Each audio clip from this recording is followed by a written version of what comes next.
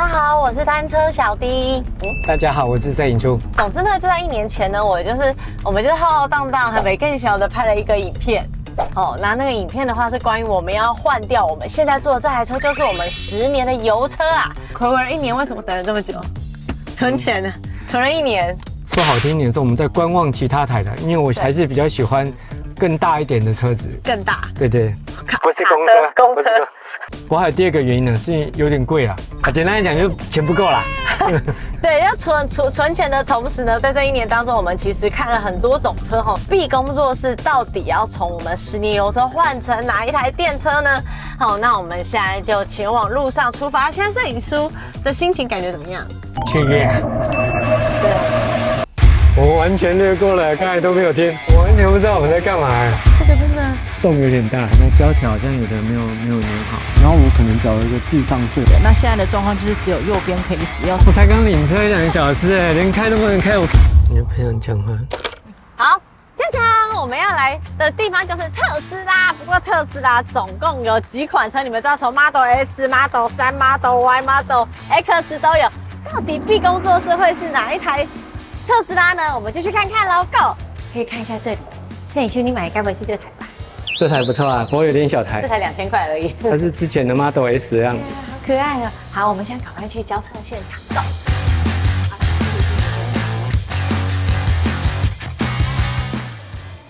5分钟后进考场，快点！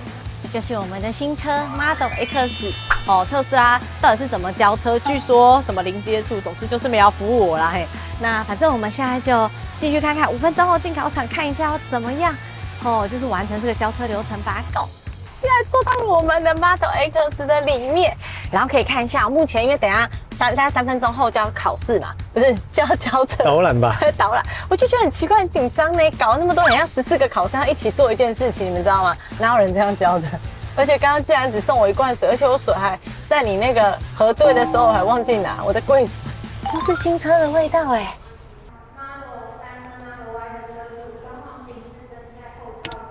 中控的下方，中控警示灯，要讲这个，按它就会来。哦，我现在就好紧张，好像就要来了，吓死人！为什么门开了？他在做，刚才没有开喇叭，什么都没听到，我完全略过了，刚才都没有听，所以刚刚没听到。轻拉门把，请您先开始调整成您习惯的座椅角。座椅来讲座椅了，你直接调座椅。再调。调整左后视镜角度，请在萤幕中间顶端点选人头资料图示，回到萤幕面板。跟它完全不同步哎。比较省电哦。太快了，我放弃了。宠物现在在干嘛？以及录音使用语音指令，请您试试看此功能。带我去火车站。感谢您的耐心聆听。继续将会是您确认车辆的时间。再次感谢您的支持，与我们一同加速全球整。我完全不知道我们在干嘛我完全状况哎。好，经历了史上地狱最可怕的25分钟。我们根本不知道我们在干嘛因为刚刚一开始他就说要把左边这个音量键给它按怎样，按大声一点。可是因为它有背景音乐，因为我们常常拍片，我就害怕有版权问题，所以我就把它切到最低。我们就开始讲，没想到这样一错过就是错过10分钟的课程。那我们刚刚没有上到的课，我们现在要怎么样设定那个 key？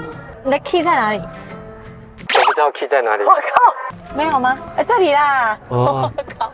买车连 key 在哪里都不知道，交车钥匙不是第一步吗？大家现在在检查网，也就我们其实没有干什么事情，我们刚才调整了椅子，调整了椅子，对，设定方向盘还有后照镜，对，然后我们也知道，然后我们也知道怎么样去让它打 P 档、打 T 档、打档这样子。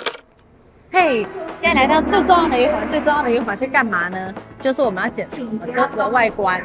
对，据说这是最重要的，因为就是现场有什么问题，一定要先 check 好，因为据说公差很多才是正版特斯拉。对，那只是有时候有些公差如果差到太多的话，一定要在此时此刻讲出来，要不然你一旦出去就很难，就是自己的问题，还是说是原本车子的问题。对，然后登记起来。对没关系，重点是我们要先准备什么？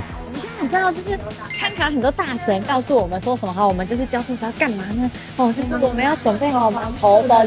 为什么？因为我们是在地下D4，地下4层楼哪有什么光？我们一定要去看好不好的地方。所以我们还带了什么？除了头上头灯，我们还带了这一根。这根有多亮的，我们直接拿来照。好，所以就是现在我们就来看看。好。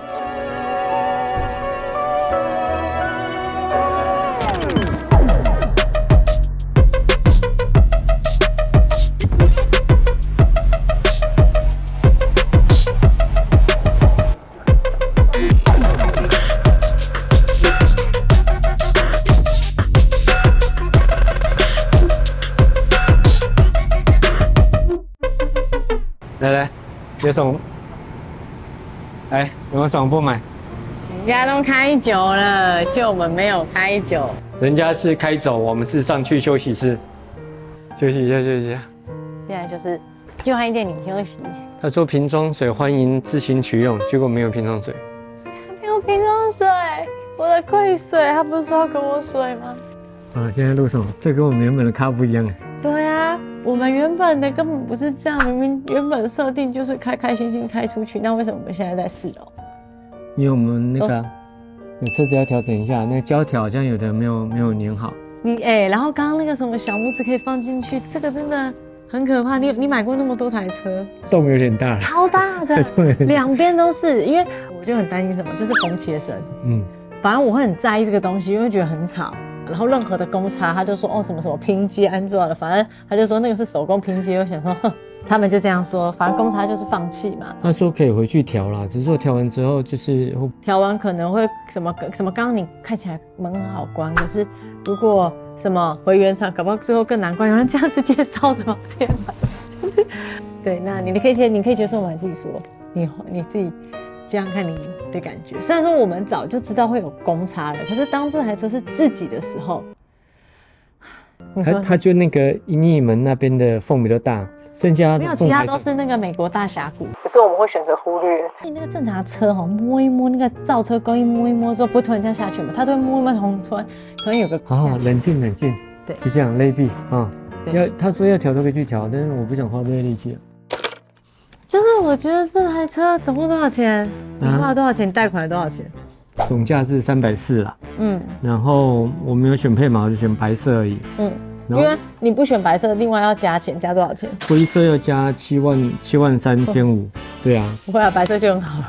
对啊，所以原本车价大概是325万左右，就是5人，我们主要加2个事情，一个是7人座。7人座加113000。对，因为他喜欢载人嘛，对不对？他目标可能这毕生最下次买的可能就公车了。然后第二个就是那个什么，他说要很帅的右壳方向盘。右壳方向盘啊，33000元，值得吧？你开那么高科技，你们都给它这样硬起来了，你还怎么没有一个那个右壳方向盘？可是以前是标配啊，后来变加7500，现在变加33000。不过以前是贵40几万。其实我觉得那个除了车价高以外，它的保险也蛮多钱的。那保险。我看我花了6万8哎，为什么多？我朋友减才花4万多。他的大问题应该是说他整保一次，电动车整保一次。然后本来大概6万1左右，然后我可能缴了一个智商税，我又缴了3个，一个叫什么？据说现在新的什么充电跟自燃的险，4600左右。然后第二个是那个代车费，因为我担心他要带料，所以我又保一个代车费，大概3000多块。都被骗钱啦！我明明就有库卡可以给他开，就免费缴给人家代车费3000多块。我们还有一个那什么刑事诉讼的律师费600多块，这还好啦，因为那个真的很麻烦。如果真的遇到什么状况，就有个律师，他会去帮你处理这个事。总之保险花了6万8，明年我再看怎么把它降下来。反正就是盘它在这边啊。林小迪要开出去啊，够恐怖的，看起来好惊恐那样。为什么第一次为什么会你开？你不是他爸吗？有一些听太远了，不习惯。好，我们那个林小姐把车开出来，我们车子领出来了，等下再跟她补充。我们要先去那个 E-Tag。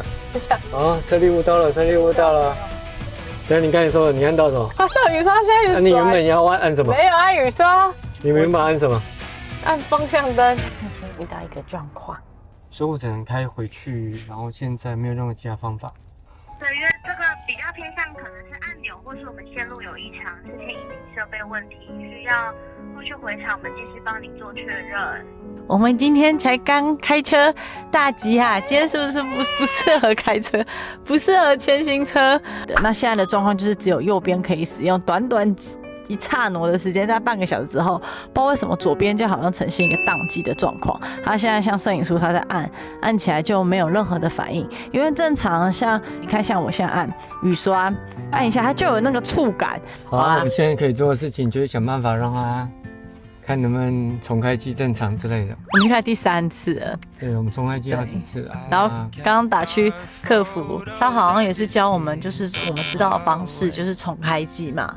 现在的做法就是我们要让它整个全关机，然后因为特斯拉它连手机就是钥匙，所以我们现在外面好像才18度，我可别洗。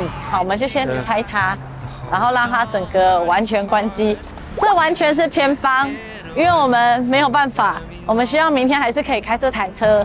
感觉很差，感觉很差，就不想讲话了。不想讲话 ，I know。我才刚领车2个小时连开都不能开，我开不到5公里耶。对，而且重点是刚刚在展区那个验车的时候都没有问题嘛，所以我才说我出来开了嘛，不是都没问题吗？就到了那个不知道为什么车力雾完之后，换个人开就变成这样。好，我们现在回到车上了，然后目前是我们第4次重开机，本来我们还想说交车完要去打羽毛球的，现在只想拿羽毛球打人吧。你就不想讲话？不想讲话呢。可是每次我不想讲话的时候，你都叫我讲些什么？现在要问你要讲些什么？好吵。找到一个方法是完全重启车辆电源了。所以我们刚刚那样子逃出去还不算从那个。对，电源关闭。关。电源关闭。好，2分钟了，来揭晓。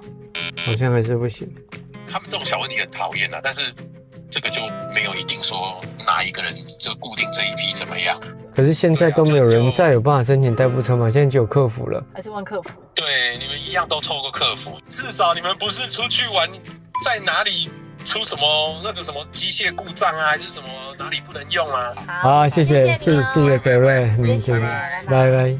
然后看起来也求助无门，那我们应该就是再回到打给客服，然后看可不可以就是申请一台代步车，不然我们真的也是很无奈，因为明天真的我们是需要载6个人的。好，那我想问说，我们现在等一下如果开去那个服务场那里，那会有代步车的服务吗？因为我这样就等于没有车可以用了。了解。因为代步车的话是由服务厂那边去做管理。对。所以可能还是要等服务厂周一有营业的时候才会。怎样？不就开车吗？现在摄影出什么招？摄影师在干嘛？你为什么不放弃来搞？挣扎。他说明线路松脱了，这样弄在线路会接回去啊。工程师思维，等一下连滚轮都坏了，干嘛要修？一起人左边一起修是不是？还是右可方向盘的错？不知道了，是你说右可方向盘。怎么这样啊？贱人呢！气死啊！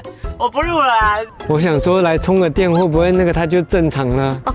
所以我们来特斯拉原厂快充，是超充站啊。对，我们没有先去维修厂，我们先去超充，就在旁边而已啊。那个维修厂就在那里啊。对，把所有招式都把它试用一遍。你刚才说什么？会不会突然就好了？哎呦喂！天哪，我真的完全可以同理心理解你。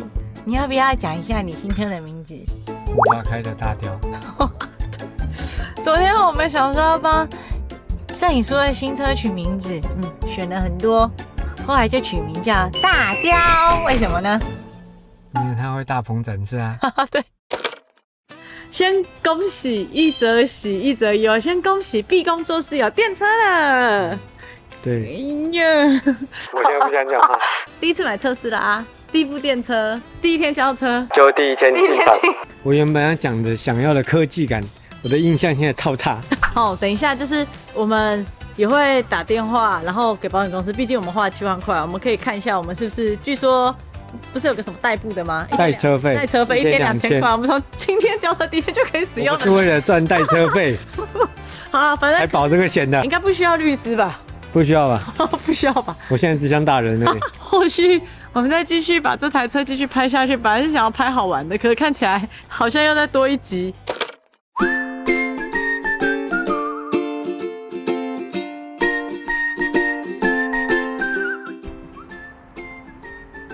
好的，没有错，总算是拿回爱车了。哇塞，到底有谁可以就是购买特斯拉拍成这种影片呢？我也觉得很神奇。好，总之呢，现在人在哪里？就是在买电车的车友们都会做一件事情，就是帮电车充电。我想这一刻不知道想了多久，总算是让我们可以这样充电了，对不对，摄影师？那充电呢，当然要手推什么？告诉你像我这种3C 白痴，最重要就是有这个是我们 Joa 的折叠收纳盒，还有上面是 CCS2 的充电组。就是像我这种3C 这种白痴，这一些是哪一颗我通通不懂。不过不用担心，因为 Joa 它通都帮你宽厚后，你就是付出你的钱，然后跟他买后可以使用单车小弟的折扣嘛。这个有什么好处呢？因为像我这么辣茶鱼缸里，对不对？它这个啊，你看它就可以这样子提，你就可以这样子优雅的走过去充电之外呢，它就可以把它放在这个我们椅子的下面。那这个呢，摄影师是什么 ？TPC 的转接头。TPC 的转接头没有错。那它很贴心，就要非常贴心的附了这个锁头。这个锁头呢，当然是怕人家干走你的转接头，因为这个都是很贵的几千块，好不好？避免这个原因呢，你就可以把这边把它这样子锁起来。那现在呢，看到这里唯一可以充电的是这个 J1772。那因为 J1772和我们的 CCS2 是不符合的，那这时要怎么办呢？就跟你们充手机一样，这时候你就需要一个转接头，有没有？其实就是给它插上去。其实也是蛮好理解。对，快对了。对了嘛，你就这样。好，然后你就拿这个过去，就会打开了。然后我们这个之后就跟拼图一样把它插上去。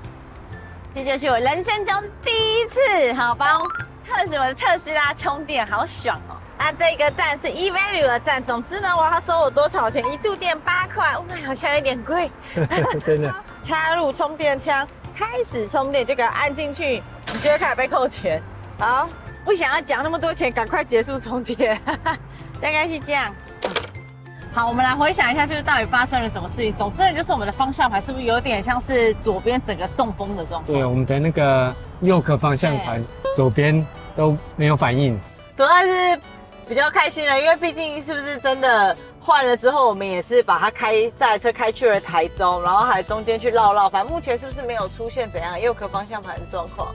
反正就 OK 啦，就是可以用，我终可以花300多万可以开我的新车了，是有多困难？那让观众知道一下那个维修的过程是怎么样，因为毕竟我们交车第一天，我们就当天晚上就把它送到内湖原厂，然后还没办法马上修哦，还要等到礼拜一。那礼拜一怎样？礼拜一早上我就马上问他说，有没有看到什么异状？是不是真的有问题？